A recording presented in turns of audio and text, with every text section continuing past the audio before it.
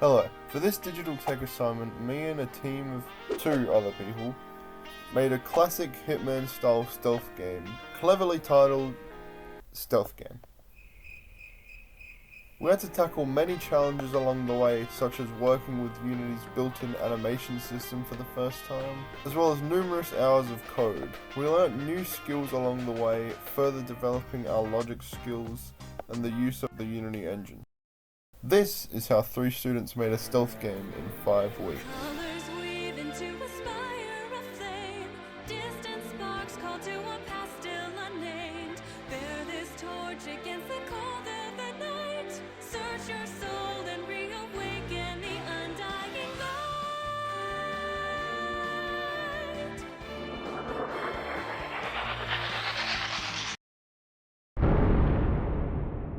The first thing we did as a class was form into groups and pick what our game was going to be about. We made a chart using draw.io to map out all of our ideas for different games we could make, with the core 2 ideas ultimately being a Pokemon style game and a Hitman style game. We then went through the process of going through the pros and cons of both game concepts, including things like the difficulty of actually making the game, and if we would even be able to complete it within the time frame. Ultimately, we chose to make a Hitman style game with targets and stealth mechanics. After we formed our groups and decided on our game genre, we all took to the whiteboard to write down all our ideas for the game, including things like stealth takedowns, targets, different levels, and detective vision. We then broke apart all the different features and evenly spread out the workload amongst all 3 of us, each taking on a feature that fit our skill set. We also were each given a level to design, including our own target and guards. This method of collaboration worked super effectively and allowed us to visually make diagrams and write down all of our ideas that we believe we could pull off in the time given for the assignment.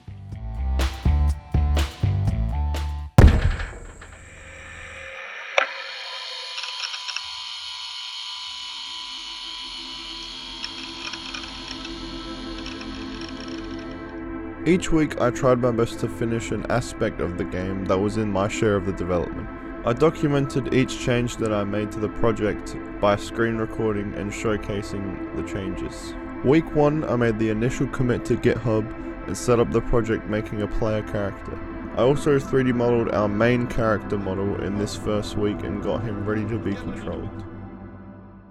Week 2 was in the holidays, so I sat down and worked on the player controller's model switch. I also started working on the guard NPC. The guard NPCs were a very important aspect of our game, giving the player obstacles and challenges to avoid when searching for their target. At this stage, all the NPCs could do was patrol along a spline. Later on in the week, I got Mixamo models and animations working for the guards, as well as gave them the ability to see the player, making their light turn red when the player is in sight.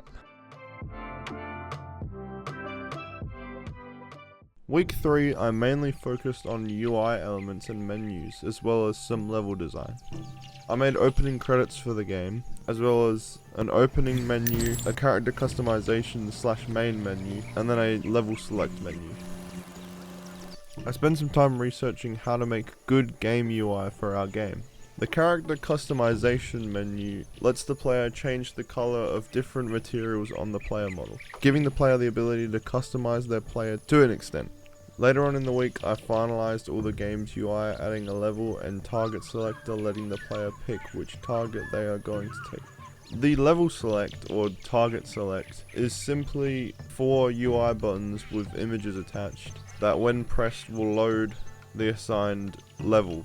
I also did a lot of level design in week 3, adding multiple different rooms to the mansion level, including a ballroom where ultimately the target will stay here to be killed in some way, many corridors and outside rooms and different places to expand the map.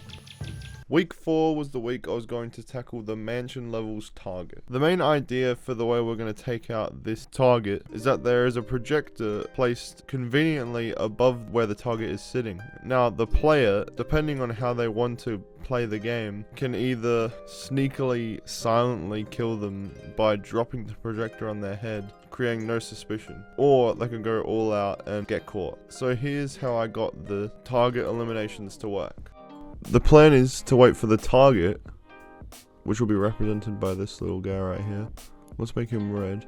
Eventually the target will go to sit down at the dinner table right above the projector. Now the player, which will be represented by this guy, let's make him green. The player over here will be over at the projector's fuse box.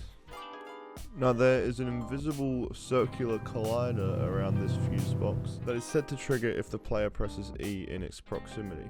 When E is pressed, the script is set to make a spark effect, and then for the projector to gracefully fall on the target, completing the mission and moving to the next level. In week 4, I also got all the players' gadgets working, which I'd started the week prior. The player can now throw smoke bombs covering the room in smoke, making it so the guards can't see him, as well as a grenade that will kill any guards in its proximity. Each of the player's gadgets are assigned to a threat level, which was another group member's idea. It means each gadget will alert the NPCs in different ways. For example, throwing a smoke bomb will make all the guards alert and suspicious of the player, and throwing a grenade will make all the friendly NPCs panic and run, and the guards hunt down the player. Sadly, we never fully implemented this feature as it was low on our list and required a lot more work, but the base mechanics for it were there. Let's dive deeper into how each of these gadgets work. Both the smoke bomb and the grenade gadgets are very similar, just reskinned and used for different purposes in the game. Each of them work by having an empty game object attached to the front of the player where the grenades would be thrown from. Then a script that launches them is assigned to the empty game object. What's called a prefab, which is our smoke bombs and grenades, is attached to the script, letting it throw multiple grenades and smoke bombs at once. They also have their effects element as children of these prefab, which will trigger after a set amount of time, making either an explosion or a big gas cloud. So when the assigned button is pressed to throw a grenade or smoke bomb, the throwable items' rigid bodies are enabled and given forward force to be thrown. This results in the gadgets being thrown forward and then exploding after a few seconds. Another feature in the game that can technically count as a gadget is the ability to cut the power to the building. By tampering with the fuse boxes, all the lights can go out in the buildings, reducing the guard's vision, giving the player an advantage. The way this works is extremely similar to the logic behind the projector. In fact, this is what the logic for the projector was built upon. So, just like the projector, there is an invisible collider around it. When the player walks in it, the prompt to press E is shown, and then if the player does press E, a bunch of assigned point line objects will be dimmed and then turned off. We also have a code for flickering lights, which is used in the menu. To make the power going out look more realistic, we made it so the door to the power box has physics enabled when it's turned on, and it will fall on the floor, as well as produce sparks from the electronics inside. One of the key parts of a stealth game, which you see in every one pretty much, is the ability to silent take down an enemy. You see it in games like the Arkham games, Hitman, and many others.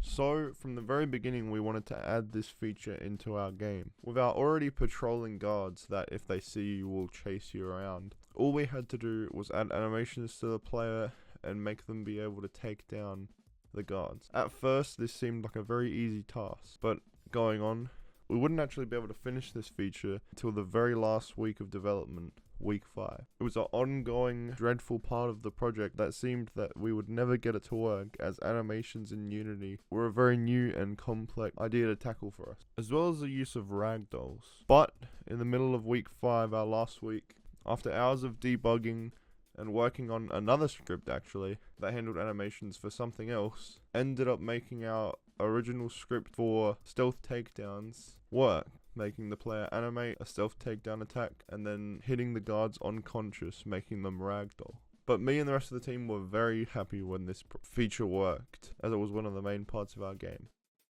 It seemed a lot of the things we were working on in the final week all ended up working out and becoming finished, including all of the menus, some of the gadgets, and the levels, with in total 2 completed levels. One set on Mars, where your target is Elon Musk and the guards are aliens, and your character's in a spacesuit, which was made by another group member.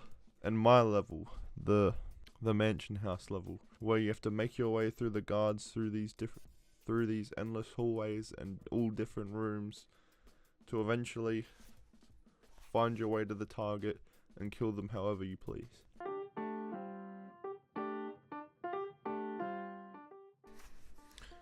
In conclusion, I think this collaboration project turned out extremely well, and we achieved a lot of the features and elements we wanted to add into our game in the end. Overall, aside for some very buggy parts of the game here and there, it turned out to be a very polished Hitman style game. We even almost achieved everything that we wrote down on that whiteboard at the very start of working on this project. We effectively problem solved and continuously iterated our final product until the features were perfect. It was a very great learning experience, working with 2 other people and spreading workloads, helping each other out with coding problems, and having fun making the game. And I'm very excited to do it again one day. Thanks for watching, and see ya.